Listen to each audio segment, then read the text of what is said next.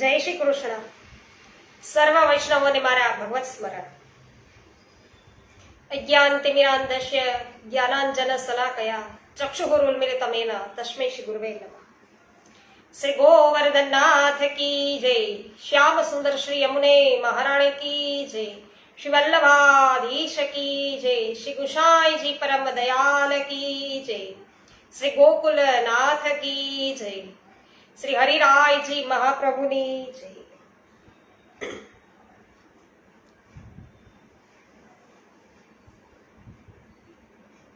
શ્રી ગર્ગ સંહિતા ગોલોક ખંડ અધ્યાય 7મો છે.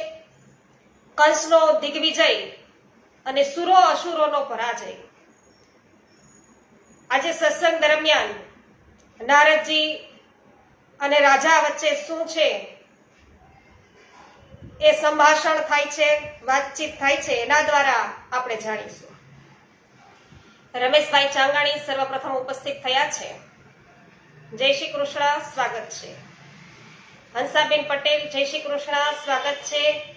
વિનોદભાઈ ગજ્જર, જય શ્રી કૃષ્ણ, સ્વાગત છે. ભાવનાબેન ગજ્જર, જય શ્રી કૃષ્ણ, સ્વાગત છે. કાંતાબેન ઘુમલિયા, જય શ્રી કૃષ્ણ, સ્વાગત છે. ગોપાલભાઈ ઘુમલિયા, જય શ્રી કૃષ્ણ, સ્વાગત છે. શ્રી નારદજી બોલ્યા છે કે હે રાજન, પછી કંસ પહેલા જીતેલા પ્રલંબ વગેરે દૈત્યો સાથે સમરાસુરના નગરમાં ગયો અને ત્યાં તેણે પોતાનો યુદ્ધ વિષયક અભિપ્રાય કહી સંભળાવ્યો. અને સંબાસુર અત્યંત પરાક્રમી હોવા છતાં તેણે કંસ સાથે યુદ્ધ કર્યું નહીં. અને કંસે તે બધા અતિ બળવાન દૈત્યો સાથે મૈત્રી બાંધી દીધી. ત્રિકુટ પર્વતના શિખર પર વ્યોમ નામનો એક બળવાન અસુર સૂતેલો હતો. કંસે ત્યાં જઈને તેને લાત મારી અને તેના પ્રહારથી વ્યોમાસુરની નિંદ્રા ભંગ થઈ અને તે જાગી ઉઠ્યો. ઉઠીને તેણે મજબૂત હાથે જોરદાર મુક્કો છે એ મારીને કંસ પર પ્રહાર કર્યો. તે સમયે તેના નેત્રો ક્રોધથી રાતા હતા. કંસ અને વ્યોમાસુર વચ્ચે ભયંકર યુદ્ધ શરૂ થયું અને બંને પરસ્પર મુક્કા મારવા લાગ્યા. કંસના મુક્કાના મારથી વ્યોમાસુરે પોતાની શક્તિ અને ઉત્સાહ ગુમાવી દીધો અને તેને ચક્કર આવી ગયા. એ જોઈને કંસે તેને પોતાના સેવક છે એ બનાવી લીધો અને તે વખતે હું એટલે કે નારદજી ત્યાં જઈ પહોંચ્યા છે. તો કંસે મને કે નારદજી કે પ્રણામ કર્યા અને પૂછ્યું કે હે દેવ, મારી યુદ્ધની ઈચ્છા હજી પૂરી થઈ નથી. કે મને ત્વરિત કયો કે હવે હું ક્યાં જાઉં અને કોની પાસે જાઉં. ત્યારે નારદજીએ એને કહ્યું કે તમે મહાબળવાન દૈત્ય બાણાસુરની પાસે જાઓ. મને તો યુદ્ધ જોવાનો શોખ હોય છે, તો મારી આવી પ્રેરણાથી પ્રેરિત થઈને બાહુબળા અભિમાનથી ઉન્મત્ત રહેનારો કંસ શોણિતપુર ગયો અને કંસની યુદ્ધની પ્રતિજ્ઞા સુણીને મહાબળવાન બાણાસુર અતિશય ક્રોધિત થયો. તેણે મેઘ સમાન ગર્જના કરીને પૃથ્વી પર ઘણી જોરથી લાત મારી. તેના ઘૂંટણ સુધી પગ છે એ ધરતીમાં ઘૂસી ગયો અને પાતાળની નજીક પહોંચી ગયો. આમ કરી અને બાણાસુરે કંસને કહ્યું કે પહેલા મારા પગને તો ઉઠાવી દે. તો બાણની આ વાત સાંભળીને મદોન્મંત કંસે બેવ હાથે તેના પગ છે એ ઉખેડીને ઉપર લઈ લીધો. આ તેનું મોટું પરાક્રમ હતું. જે રીતે હાથી દાટેલો મજબૂત થાંભલો એકાએક ઉખેડી નાખે, તે પ્રકારે કંસે બાણાસુરના પગને ખેંચી અને કાઢીને ઉપર મૂકી દીધો. તેના પગ ઉખડી જતા જ પૃથ્વી તળના લોક અને સાતે પાતાળ હલી ગયા, એટલે કે હલી ઉઠ્યા છે, ધ્રુજારી આવી છે અને અનેક પર્વતો ધરાશાયી થયા. સુદૃઢ દિગ્ગજ પણ પોતાને સ્થાનેથી ચલિત થયા. હવે બાણાસુરને યુદ્ધ કરવાના માટે તૈયાર થયેલો જોઈને શંકર ભગવાન સ્વયં ત્યાં પધાર્યા અને બધાને સમજાવીને યુદ્ધ કરતા રોક્યા. પછી શંકર ભગવાને બલિનંદન બાણને કહ્યું કે દૈત્યરાજ, શ્રી કૃષ્ણ ભગવાનને છોડીને પૃથ્વી પર બીજા કોઈ એવો વીર નથી, પૃથ્વી પર એવો બીજો કોઈ વીર નથી કે જે યુદ્ધમાં એને જીતી શકશે. આ એવો કંસ છે, તો એને તો ભગવાન શ્રી કૃષ્ણ જ છે જીતી શકશે. એટલે પરશુરામજીએ તેને વરદાન આપ્યું છે કે અને પોતાનું વૈષ્ણવ ધનુષ પણ અર્પણ કરેલું છે પરશુરામે કંસને. હવે નારદજી બોલ્યા છે અને રાજાને કહે છે કે હે રાજન, આમ કહીને સાક્ષાત મહેશ્વર શિવજીએ કંસ અને બાણાસુરમાં તત્કાળ ઘણી શાંતિ સહિત મનોરમ સૌહાર્દ સ્થાપ્યું. પછી પશ્ચિમ દિશામાં મહાસુર વત્સનું નામ સુણી અને કંસ ત્યાં ગયો. એ દૈત્ય રાજે વાછરડાનું રૂપ ધારણ કરીને કંસ સાથે યુદ્ધ છેડી દીધું. કંસે એ વાછરડાનું પૂંછડું પકડી લીધું અને ધરતી પર પછાડ્યો. ત્યાર પછી તેના નિવાસ પર્વતને પોતાના કબજા હેઠળ લઈને કંસે મલચ દેશો પર આક્રમણ કર્યું. પછી મારે મુખેથી મહાબલી દૈત્ય કંસના આક્રમણના સમાચાર સાંભળીને કાલયવન તેનો સામનો કરવાને નીકળ્યો અને તેની દાઢી મૂછનો રંગ લાલ હતો, હાથમાં ગદા હતી. કંસે પણ લાખ ભાર લોખંડની બનેલી પોતાની ગદા લઈ યવનરાજ પર ચલાવી અને સિંહ જેવી ગર્જના કરી. તે વખતે કંસ અને કાલાયવનમાં ઘણું ભયંકર ગદા યુદ્ધ થયું. બંનેની ગદાઓથી અગ્નિની ચિનગારીઓ વરસતી હતી. બંને ગદાઓ પરસ્પર ટકરાઈને ચૂરેચૂરા થઈ ગઈ. ત્યારે કંસે કાલાયવનને પકડીને તેને ધરતી પર ઝીક્યો અને પાછો ઊંચકીને પટક્યો. આ રીતે તેણે કાલાયવનને મરણતોલ બનાવી દીધો. એ જોઈને કાલાયવનની સેના કંસ પર બાણ વર્ષા કરવા લાગી. ત્યારે બળવાન દૈત્યરાજ કંસે ગદાના મારથી એ સૌના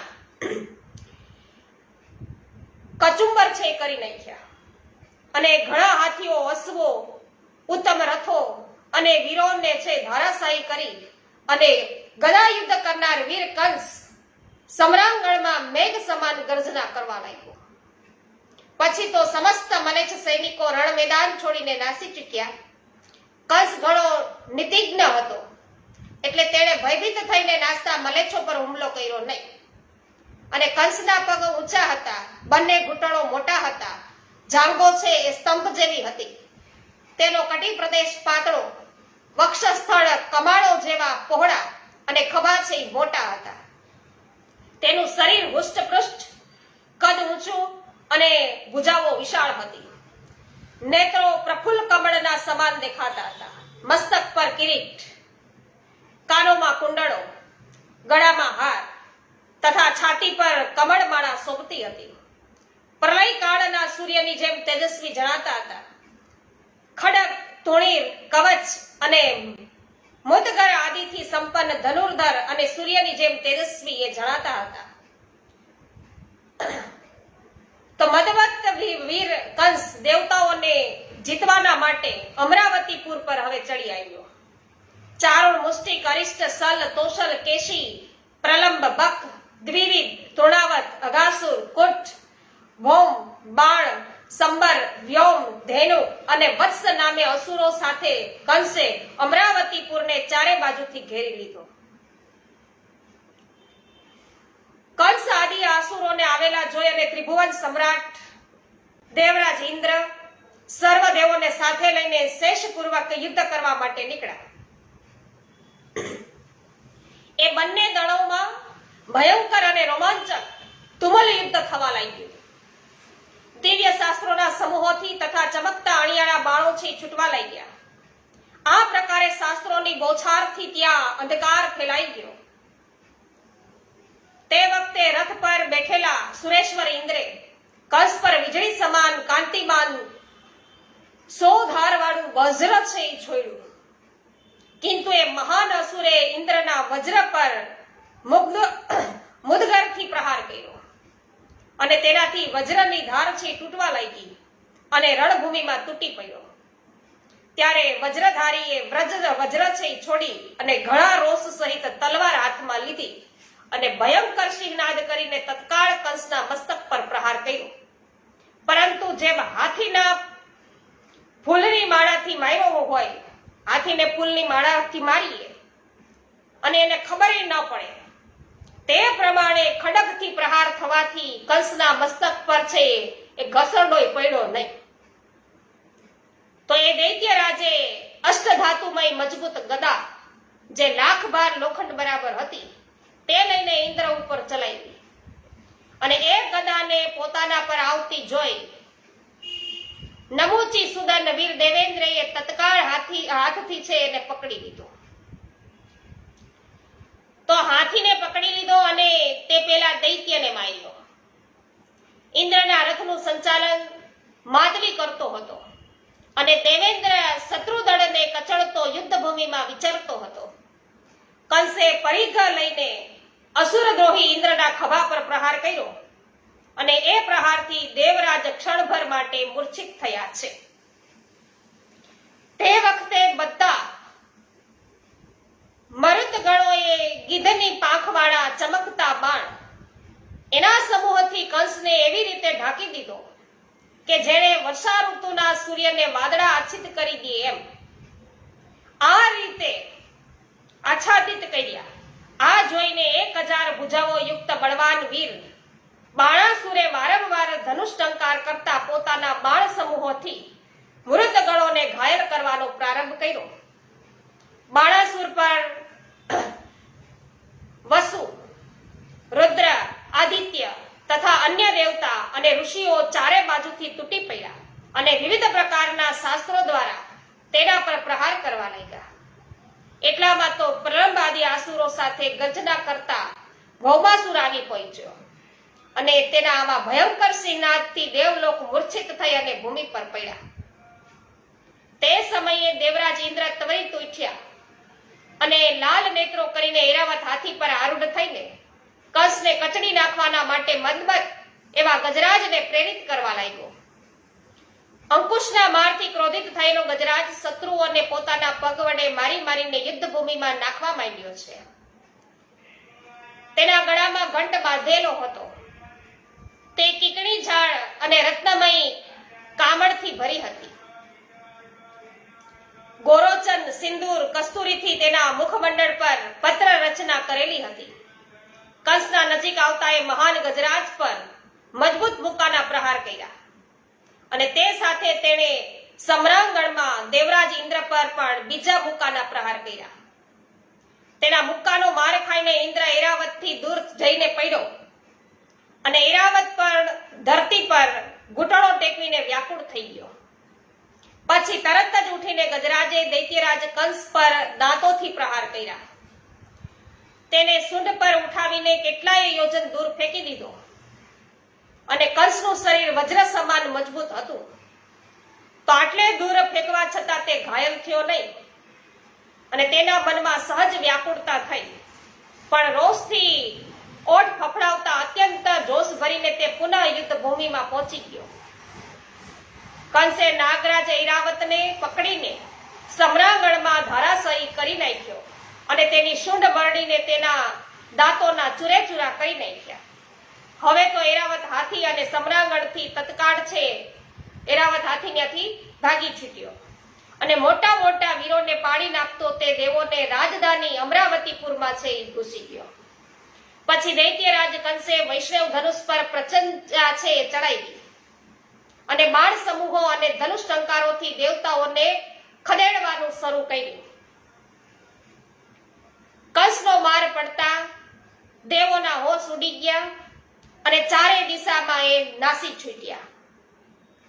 કેટલાક દેવોએ રણભૂમિમાં પોતાની શિખાઓ ખોલી નાખી અને અમે ડરી ગયા છીએ, અમને ના મારો એમ કહેવા લાગ્યા. તો વળી કેટલાક હાથ જોડીને અત્યંત દિનથી ઉભા રહ્યા અને અસ્ત્ર શસ્ત્ર નીચે મૂકી દીધા અને તેમણે પોતાના અધોવસ્ત્રની ગાંઠ છોડવા માંડી. કેટલાક લોકો અત્યંત વ્યાકુળ થઈને યુદ્ધ ભૂમિમાં કંસ રાજા સમક્ષ ઉભા રહેવાનું સુધા સાહસ પણ કરી શક્યા નહીં. આમ દેવોને નાસી છૂટેલા જોઈને ત્યાંના છત્રયુક્ત સિંહાસનને સાથે લઈને નરેશ્વર કંસ બધા દૈત્યોની સાથે પોતાની રાજધાની મથુરા પાછો ફર્યો. તો દેવતાઓ છે એમની નગરી અમરીપુરમાં આ કંસ રાજા બધા દૈત્યો સાથે છે એ ઘૂસી ગયો. આટલું યુદ્ધ છે ભયંકર થયું. એમાં બધા દેવતાઓ છે ભયભીત થઈ ગયા. માથાની જે શિખા હોય એ છોડવા લાગ્યા, નીચેનું વસ્ત્ર હોય એની ગાંઠો છોડવા લાગ્યા અને કહે છે કે ભાઈ અમે કોઈ પણ પ્રકારનું સાહસ છે હવે તમારી સામે ટકવા માટે કરતા નથી. તો આપ માફી માંગવા લાગ્યા અને બધા નાસવા લાગ્યા. ત્યારે છત્રયુક્ત સિંહાસન જે દેવોનું છે એ લઈ અને પોતે મથુરા પાછો ફર્યો છે કંસ રાજા. આ પ્રમાણે ગર્ગ સંહિતામાં ગોલોકખંડના નારદ બહુલાચ સમાજમાં કંસનો દિગ્વિજય એ નામનો આ 7મો અધ્યાય છે એ પણ પૂર્ણ થાય છે. શ્રી ગોવર્ધનનાથ કી જય. મનીષાબેન અઘેરા સ્વાગત છે આપનું. ગિરધરભાઈ પટેલ સ્વાગત છે. પોસ્ટ શેર કરવા બદલ આપનો આભાર. દિનેશભાઈ પટેલ સ્વાગત છે. જયશ્રીબેન થાનકી આપનું પણ સ્વાગત છે. લીનાબેન જામજોધપુરથી સ્વાગત છે. માધુરીબેન મિસ્ત્રી સ્વાગત કરું છું. જય હો. JR વડાલિયા સ્વાગત છે. પોસ્ટ શેર કરવા બદલ આભાર. જયશ્રીબેન થાનકી, પાવતીબેન ઠુમર, અનિલભાઈ ગુપ્તા, મંગલાબેન રૂપારેલ, મનસુખભાઈ ગજેરા, ચતુરાગીરી ગૌસ્વામીજી, હેમાબેન ગુજરાતી, લાલજીભાઈ પટેલ, જીતુભાઈ પોકિયા, દીપકભાઈ ભાવનાબેન, સવિતાબેન ગોધાણી, ભાનુબેન સોની, કાંતાબેન કોઠડિયા, ગિરીશભાઈ પરીખ, જ્યોત્સનાબેન ધામેચા, વ્રજભાઈ કંડોરિયા, જીનલબેન ધામેચા, પલ્લવીબેન ચોકસી, મહેશભાઈ વસોયા, સર્વ વૈષ્ણવજનોનું સ્વાગત છે. રમેશભાઈ ચાંગાની જય હો. કેવી પટેલ સ્વાગત છે.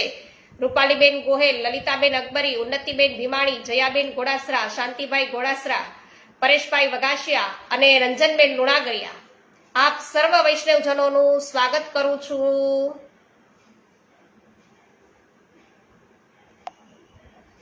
જય હો હેમાબેન, જય હો ગોપાલભાઈ, રંજનબેન, વિનોદભાઈ, જય હો.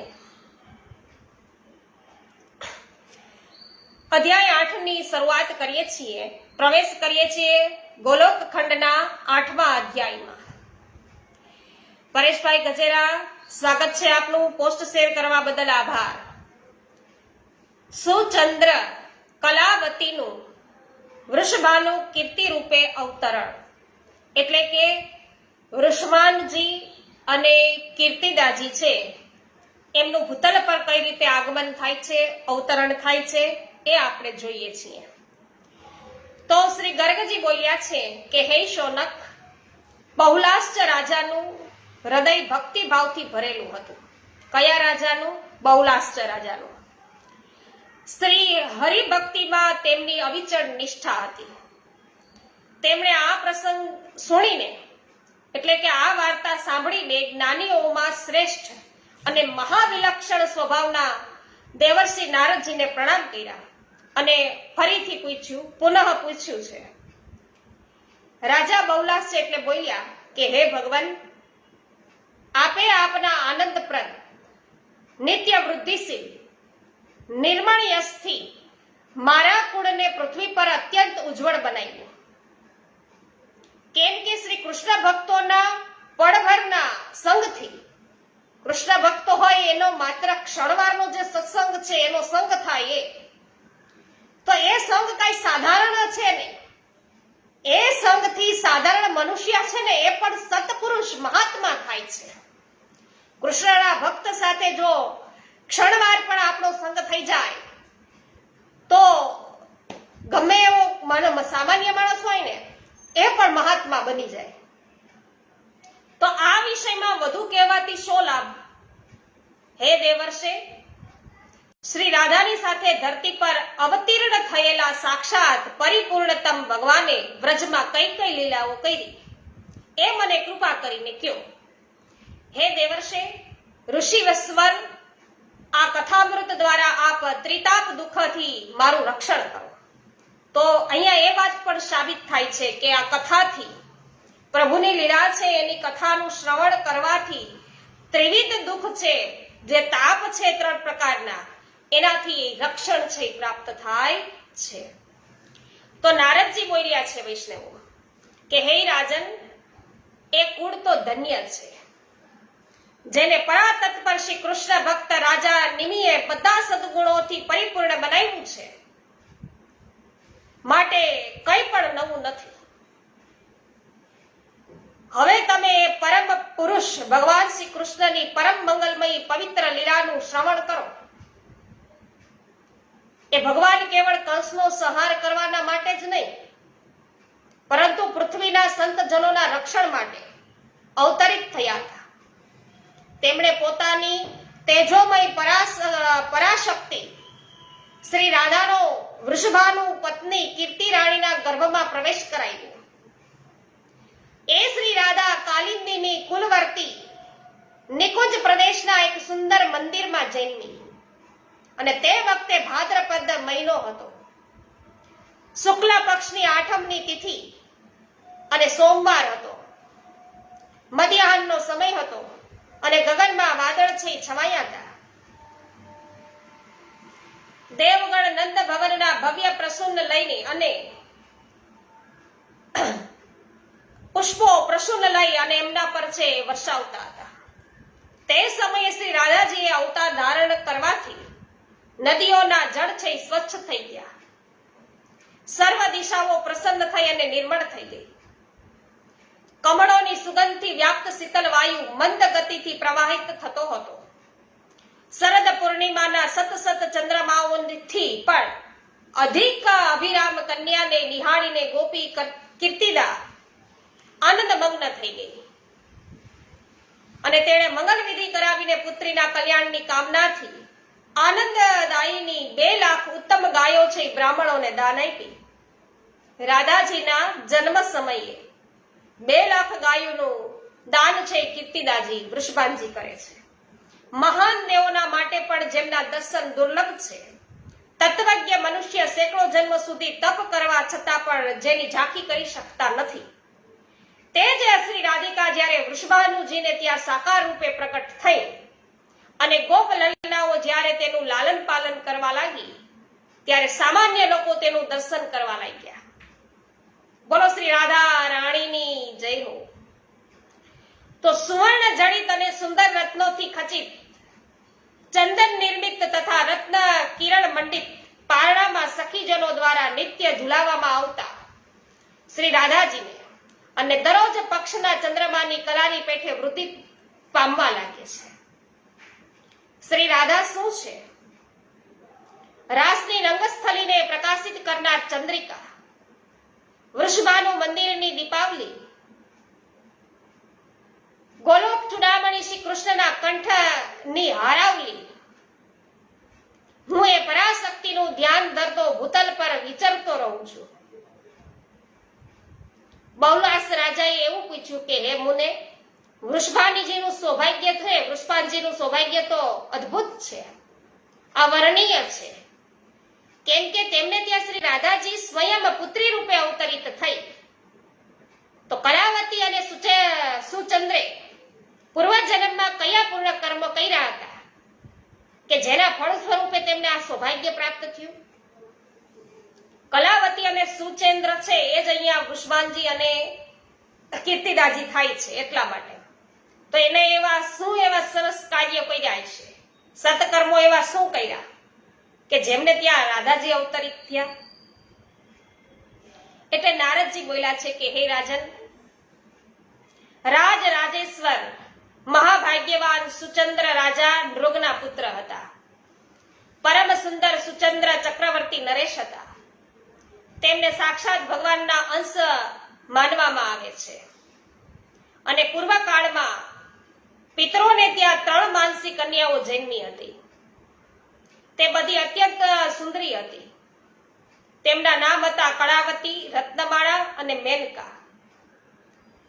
પિતરોએ સ્વેચ્છાએ જ કલાવતીને શ્રી હરિના અંશરૂપ બુદ્ધિમાન સુચંદ્રની સાથે પરણાવી હતી. રત્નમાળાને વિદેહ રાજાની સાથે અને મેનકાને હિમાલય સાથે પરણાવીને અર્પણ કરી હતી. તો સાથે જ દહેજની વસ્તુઓ પણ આપી હતી. હે મહામતે, રત્નમાળાથી સીતાજી, મેનકાથી પાર્વતીજી પ્રગટ થયા છે અને એ બંને દેવીઓની કથાઓ તો પુરાણોમાં પ્રસિદ્ધ જ છે. તો કળાવતીનો સાથ લઈને મહાભાગ્યવાન સુચંદ્ર ગોમતી તટ પર નૈમિષ વનમાં ગયા અને તેમણે બ્રહ્માજીની પ્રસન્નતાના માટે તપનો આરંભ કર્યો અને તે તપ દેવતાઓના કાળમાન પ્રમાણે 12 વર્ષો સુધી ચાલ્યું અને પછી બ્રહ્માજી ત્યાં પધાર્યા છે અને બોલ્યા કે માગ માગ વરદાન માગ. રાજાના દેહ પર ઉદયના રાફડા બાજી ગયા હતા. બ્રહ્મવાણી સુણીને દિવ્ય રૂપ ધારણ કરીને ઉદય સર્પના રાફડામાંથી બહાર આવ્યા અને તેમણે પ્રથમ બ્રહ્માજીને પ્રણામ કર્યા અને કહ્યું કે મને દિવ્ય પરાતત પર મોક્ષ પ્રાપ્ત થાઓ. તો શું માંગ્યું કે પેલા પ્રથમ છે નમન કર્યા છે, પ્રણામ કર્યા અને પછી માંગ્યું કે મને દિવ્ય પરાત પર મોક્ષ પ્રાપ્ત થાય. રાજાની વાત સાંભળીને સાધ્વી રાણી કળાવતીનું મન તો દુખી થઈ ગયું. તેથી તેણે બ્રહ્માજીને કહ્યું કે હે પિતામહ, સ્ત્રીઓના માટે કેવળ પતિ જ સર્વોત્કૃષ્ટ દેવ માનવામાં આવે છે. જો મારા આ પતિદેવ મુક્તિ પ્રાપ્ત કરી રહ્યા છે તો પછી મારી શી સ્થિતિ હશે? તેમના વિના હું જીવિત રહી શકીશ નહીં. તો આપ એમને જો મોક્ષ આપશો તો હું પતિ સાહચર્યમાં વિક્ષેપ પડવાથી વિહવળ થઈને આપને શાપ આપીશ. બ્રહ્માજીને કે હું તમને શાપ આપીશ. એટલે બ્રહ્માજી કે હે દેવી, હું તારા શાપના ભયથી અવશ્ય ડરું છું, પરંતુ મેં આપેલું વરદાન કદાપી નિષ્ફળ થઈ શકે નહીં. તેથી તું તારા પ્રાણપતિ સાથે સ્વર્ગમાં જા. ત્યાં સ્વર્ગ સુખ ભોગવીને કાળના અંતે પૃથ્વી પર પુનઃ જન્મશે. દ્વાપરના અંતમાં ભારત વર્ષમાં ગંગા અને યમુનાજીની મધ્યે તારો જન્મ છે થશે. તમે બંનેથી જ્યારે પરિપૂર્ણતમ ભગવાનની પ્રિયા સાક્ષાત શ્રી રાધિકાજીની પુત્રી રૂપે પ્રગટ થશે તમારે ત્યાં, ત્યારે તમે બંને મુક્ત થશો. તો શ્રી નારદજી બોલ્યા છે કે આ પ્રમાણે બ્રહ્માજીના દિવ્ય અને અમોઘ વરદાનથી કળાવતી અને સુચંદ્ર બંનેની પૃથ્વી પર ઉત્પત્તિ થઈ છે અને તેથી જ તે જ આ કીર્તિ અને વૃષભાનુ છે થયા છે. અને કળાવતી કાન્યકુબ્જ દેશ એટલે કે કનોજમાં રાજા બલંદના યજ્ઞકુંડમાંથી પ્રગટ થઈ અને દિવ્ય કન્યાને પોતાના પૂર્વજન્મની સર્વ વાતો યાદ જ હતી. સુરભાનુને ગૃહે સુચંદ્રનો જન્મ થયો ત્યારે તે વૃષભાનુ નામે વિખ્યાત થયો અને તેણે પણ પૂર્વજન્મની બધી સ્મૃતિ રહી હતી. તે ગોપોમાં શ્રેષ્ઠ હોવાની સાથે બીજા કામદેવ જેવો પરમ સુંદર હતો. પરમ બુદ્ધિવાન નંદરાજજીએ એ બંનેના લગ્ન સંબંધ જોડ્યા અને એ બંનેને પૂર્વજન્મની સ્મૃતિ તો હતી જ, તેથી તે એકબીજાના ચાહતા પણ હતા અને બંનેની ઈચ્છાથી જ આ સંબંધો છે થયો. તો જે મનુષ્ય વૃષભાનુ અને કળાવતીના આ ઉપાખ્યાનનું શ્રવણ કરે છે તે બધા પાપોથી મુક્તિ મેળવે છે અને અંતે ભગવાન શ્રી કૃષ્ણચંદ્રના સાયુજ્યને પ્રાપ્ત કરે છે. આ પ્રમાણે શ્રી ગર્ગ સંહિતામાં ગોલોક ખંડના નારદ બહુલાસ્ચ સંવાદમાં સુચંદ્ર કળાવતી વૃષભાનુ કીર્તિ રૂપે અવતરણ એ નામનો 8મો અધ્યાય પૂર્ણ થયો છે. શ્રી ગોવર્ધનનાથ કી જય.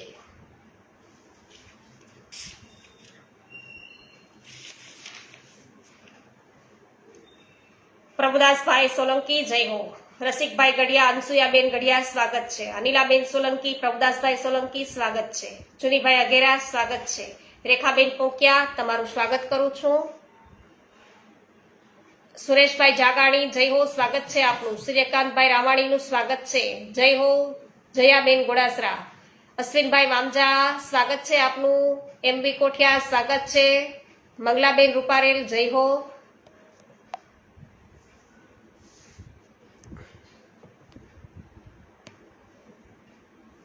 તો વૈષ્ણવો અધ્યાય 10મો